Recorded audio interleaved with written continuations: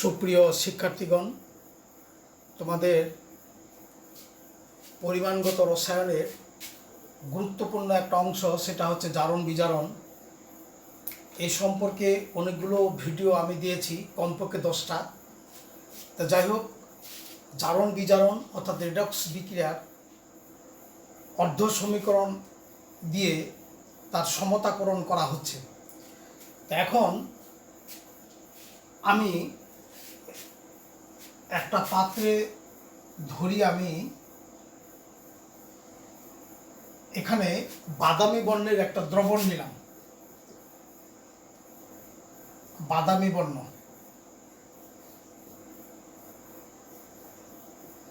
এবং সেটা অম্লীয়। ধরি সেটা সালফিউরিক অ্যাসিড মিশ্রিত পটাশিয়াম পারম্যাঙ্গানেট দ্রবণ, এবং এই দ্রবণটার বর্ণটা হলো বাদামি। এই পটাশিয়াম পারম্যাঙ্গানেট এটা একটা জীবাণুনাশক, কীটনাশক পদার্থ। এর মধ্যে যদি হাইড্রোজেন সালফাইড যোগ করা হয় তাহলে দেখা যাবে এর বাদামি বর্ণ তো বিনষ্ট হবেই, কিছুক্ষণ পরে এখানে সালফার অধক্ষিপ্ত হবে। এটার কারণটা কি, এই রাসায়নিক বিক্রিয়াটা কেমন করে ঘটলো, সেখানে এই কৌশলটা আমরা এখানে ব্যাখ্যা করব। এখানে কে কিভাবে জারিত হইল, কোনটা বিজারিত হইল, কেন হইল, সে ব্যাখ্যাটা আমরা এখানে দেখব। তো একটা কথা তোমরা জানো, জলীয় দ্রবণে, যে কোনো পদার্থ জলীয় দ্রবণে, প্রায় পদার্থগুলো যেগুলো soluble in water, these substance when soluble in water they are decomposes into the respective ion, অর্থাৎ তার আয়নে বিভক্ত হয়ে যায়। তো এখানে পটাশিয়াম পারম্যাঙ্গানেট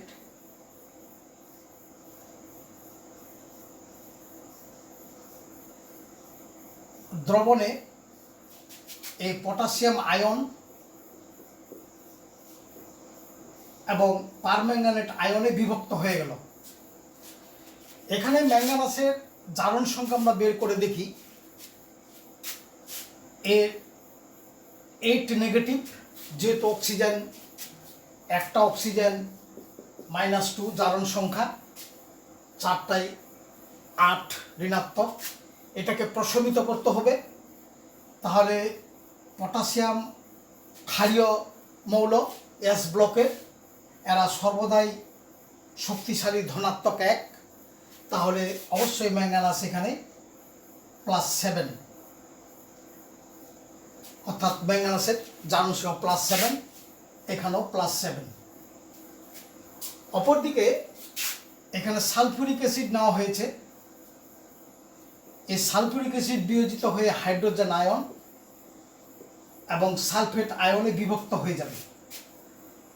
আবার এই অম্লীয় দ্রবণে যখন হাইড্রোজেন সালফাইড যোগ করা হচ্ছে, হাইড্রোজেন সালফাইড গ্যাস হতে পারে, তরল হতে পারে, কেউ হাইড্রোজেন সালফাইড হাইড্রোজেন আয়ন এবং সালফাইড আয়নে বিভক্ত হয়ে গেল। এখন এই আয়নগুলো সম্পূর্ণ দ্রবণের মধ্যে বিভক্ত হয়ে যাবে। এখন এরা রাসায়নিক বিক্রিয়ায় অংশগ্রহণ করবে, অর্থাৎ পদার্থগুলো একটা আর একটায় সংঘর্ষের উপনীত হবে।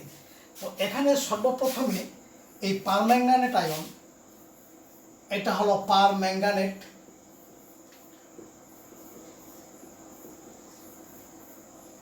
Permanganate ion. এই পারম্যাঙ্গানেট আয়ন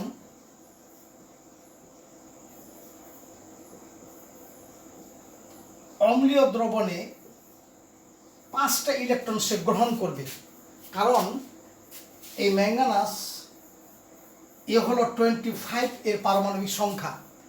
এ 4 নম্বর পর্যায়ের 3D অবস্থান্তর মৌল। এর বহিস্থ গঠন হচ্ছে 3D5 4s2। এই 7টা ইলেকট্রনকে সে হারিয়ে ফেলেছে, অর্থাৎ 7টা ইলেকট্রন সে হারিয়ে +7 হয়েছে। এখন সে যদি 5টি ইলেকট্রন সে ফেরত পায়, তাহলে এর চার্জ এখন দাঁড়াবে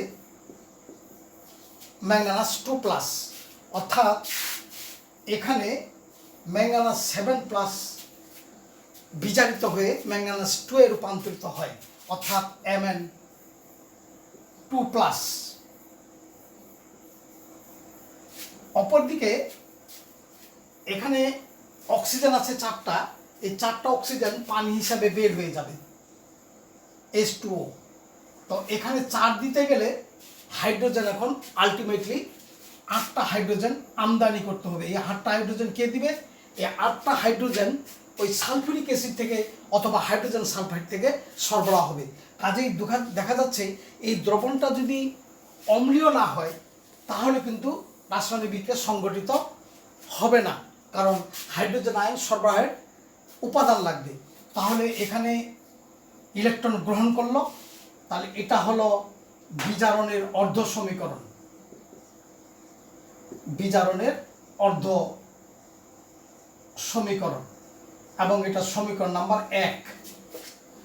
কারণ আমরা জানি কোনো যৌগ যদি ইলেকট্রন গ্রহণ করে তার জারণ সংখ্যা কমে যায়, অপরদিকে সে বিজারিত হয়, তাহলে বিজারণের অর্ধ সমীকরণ, এবং এর নিজে হলো এটা জারক পদার্থ, অর্থাৎ পটাশিয়াম এটা হলো একটা জারক পদার্থ, শক্তিশালী জারক পদার্থ, সে নিজে বিজারিত হইল। অপরদিকে এই যে 5টা ইলেকট্রন সে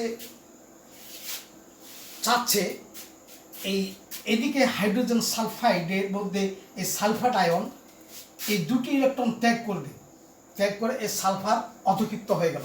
ইলেকট্রন ত্যাগ করা মানে এখানে জারণ, তাহলে এটা জারণের অর্ধ সমীকরণ,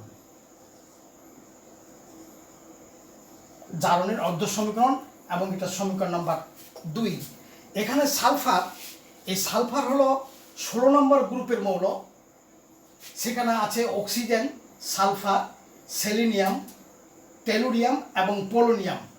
এই 16 নম্বর গ্রুপের মৌলগুলো সর্ববহিষ্ঠ কক্ষপথে যে 6টা করে ইলেকট্রন আছে, এরা সর্বদাই 2টি ইলেকট্রন গ্রহণ করে তারা ঋণাত্মক হয়, দ্বিঋণাত্মক। যেমন এখানে সালফার, এখানে 2 হতে পারে, 4 হতে পারে, 6 পর্যন্ত তার জারণ সংখ্যা হয়।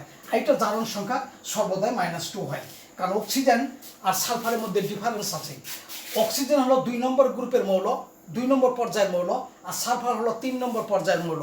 এখানে এর এসপি ডি আছে, যাই হোক সেও আলোচনা আমরা যাচ্ছি না। এখানে সালফাইড 2টি ইলেকট্রন ত্যাগ করে সালফার, কারণ এই সালফার যখন বহিষ্ঠ কক্ষপথে 2টি ইলেকট্রন ত্যাগ করেছে, এই 2টি ইলেকট্রন যখন সে ত্যাগ করেছে তখন এখানে হয়েছিল এই সালফাইড। এই 2টি ইলেকট্রন সে যখন আবার এই 2টি ইলেকট্রন যখন আবার ত্যাগ করবে, এই 2টি ত্যাগ করে 2টি গ্রহণ করে এভাবে হয়েছিল। আবার এই 2টি যখন ত্যাগ করবে তখন মৌলিক, অর্থাৎ সালফার 2টি ইলেকট্রন গ্রহণ করে সালফাইড হয়েছিল, এখন ওই 2টি ইলেকট্রন সে ছেড়ে দিবে, আকরিক সালফারে রূপান্তর হয়ে যাবে। এই সালফাইড যেহেতু তার 16 নম্বর গ্রুপের মৌল, বহিষ্ঠ কক্ষপথে তার 6টি ইলেকট্রন আছে, সে 2টি ইলেকট্রন গ্রহণ করে 16 নম্বর তার পারমাণবিক সংখ্যা সে হয়ে গেছিল 18, অর্থাৎ আর্গনের গঠন লাভ করেছিল। এখন সেই যে ইলেকট্রন দুটো ঋণগ্রস্ত হয়েছিল ও 2টো ইলেকট্রন সে ছেড়ে দিবে, অর্থাৎ সে জারণ হবে। ইলেকট্রন যদি ত্যাগ করে তাহলে সেটা জারণ ক্রিয়ায় অংশগ্রহণ করে, তাহলে এটা জারণের অর্ধ সমীকরণ। এবং অপরদিকে এটা হলো বিজারক পদার্থ, বিজারক পদার্থ।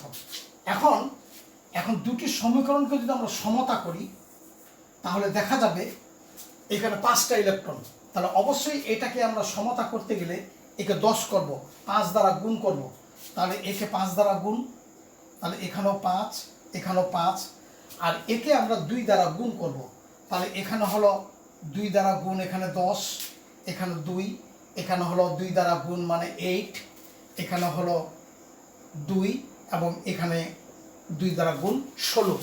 তাহলে আমরা এখন 1 নম্বর সমীকরণকে আমরা 2 দ্বারা গুণ করলাম, 2 নম্বর সমীকরণকে আমরা 5 দ্বারা গুণ করে যোগ করা হলো। যোগ করে দেখা গেছে এখানে 10টা ইলেকট্রন সে গ্রহণ করবে, এই 10টা ইলেকট্রন সে ছেড়েছে, তাহলে দাঁড়ালো এখানে 2টো পারম্যাঙ্গানেট আয়ন, 5টা সালফাইড আয়ন, অপরদিকে প্লাস 16টা হাইড্রোজেন আয়ন, এদিকে দুটো ম্যাঙ্গানাস, 5টা সালফার, মৌলিক সালফার এবং 8 অণু পানি। এখন এই বিক্রিয়াটাকে আমরা দর্শক আয়ন দ্বারা বা বিপরীত আয়ন দ্বারা এই প্রশমিত করব। তাহলে এখানে দেখা যাচ্ছে এখানে একটা পটাশিয়াম নিব, 2 অণু পটাশিয়াম পারম্যাঙ্গানেট, আর এটা বেলা নিব হাইড্রোজেন সালফাইড 5 অণু। অপরদিকে এখানে হাইড্রোজেন আয়নের জন্য সালফিউরিক অ্যাসিড। তাহলে এখানে যেহেতু একটা ধাতব পদার্থ, ক্ষারীয় মৌল, অবশ্যই এও পটাশিয়াম সালফেট হয়ে যাবে। আর ম্যাঙ্গানাস হয়ে গেল ম্যাঙ্গানাস সালফেট প্লাস 5টা সালফার, মৌলিক সালফার, ওদিকে 8 অণু পানি। তাহলে আমাদের এখানে 2 এর জন্য এটাও দিতে হবে 2। তাহলে এখানে অক্সিজেন 8টা, অক্সিজেন এখানে 8টা হয়ে গেল, হাইড্রোজেন হয়ে গেছে 16টা। এখানে 5 দুগুণে 10, সালফেট এখানে 2টা আর একটা 3টা, তাহলে আমরা এখানে 3 দিব। তাহলে 10 আর 6 এখানে 16টা, অর্থাৎ ব্যালেন্স হলো। এই ক্ষেত্রে এটা হলো জারক পদার্থ, এটা হলো বিজারক পদার্থ। এটা হয়েছে বিজারিত, এটা হয়েছে জারিত, অর্থাৎ এটা একটা রিডক্স বিক্রিয়া, জারণ বিজারণ বিক্রিয়া। এখানে পটাশিয়াম পারম্যাঙ্গানেট ইলেকট্রন গ্রহণ করে বিজারিত হয়েছে পারম্যাঙ্গানেট আয়ন, অপরদিকে হাইড্রোজেন সালফাইডের সালফাইড আয়ন ইলেকট্রন ত্যাগ করে মৌলিক সালফারে রূপান্তর হয়ে গেছে। সুতরাং হাইড্রোজেন সালফাইড এখানে বিজারকের ভূমিকা পালন করছে, অপরদিকে পটাশিয়াম পারম্যাঙ্গানেট জারকের ভূমিকা পালন করছে। কেননা ওখানে ম্যাঙ্গানাস 7ম যোজি থেকে ম্যাঙ্গানাস 2 যোজিতে রূপান্তর হয়ে গেছে। অপরদিকে সালফাইড তার জারণ সংখ্যা ছিল -2 থেকে 0তে উপনীত হয়ে তার জারণ সংখ্যা বৃদ্ধি পেয়েছে।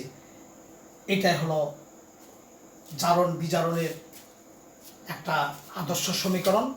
তাহলে যদি এইভাবে প্রশ্নটা করা হয় যে অম্লীয় পটাশিয়াম পারম্যাঙ্গানেট দ্রবণে হাইড্রোজেন সালফাইড চালনা করলে সালফার অধক্ষিপ্ত হয় কেন, এবং বিক্রিয়াটি সমতাকরণ করে কোনটি জারক এবং বিজারক পদার্থ চিহ্নিত করে বিক্রিয়াটি সমাধান করো।